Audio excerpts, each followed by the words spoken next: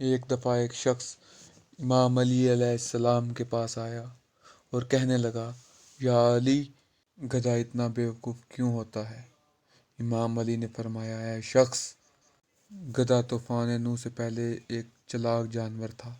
حضرت نوح نے جب تمام جانوروں کو کشتی میں سوار کیا تو ان کے حصے کی غذا بھی کشتی میں رکھی اور تمام جانوروں کے لیے غذا کو متعین کیا تاکہ جب تک طوفان نوح رہے کوئی بھی جانور بھوک کی وجہ سے نہ مرے۔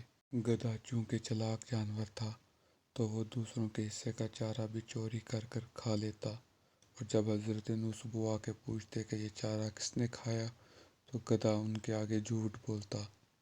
جب 2-3 دفعہ ایسے ہوا اور گدھا اپنی چالاکی کی بدولت بچ جاتا تو اللہ تعالیٰ کے نبی کے منہ سے یہ الفاظ نکل گئے کہ اے پروردگارا، جو بھی یہ چارہ چالاکی و مکاری سے کھاتا ہے تو اسے اتنا بے وقوف بنا دے کہ وہ کبھی چوری نہ کر سکے۔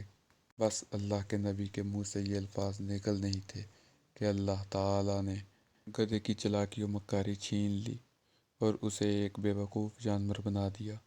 یہی وجہ ہے کہ گدھا آج بھی بے وقوف جانور کے طور پر جانا جاتا ہے، اور گدھا ایک چلاک اور ہوشیار نہیں بلکہ ایک بے وقوف جانور ہے۔ بس اللہ تعالیٰ کے نبی کی بد دعا نے گدھے کو ہمیشہ کے لیے بے وقوف بنا دیا، اور رہتی دنیا تک یہ بے وقوف ہی رہے گا۔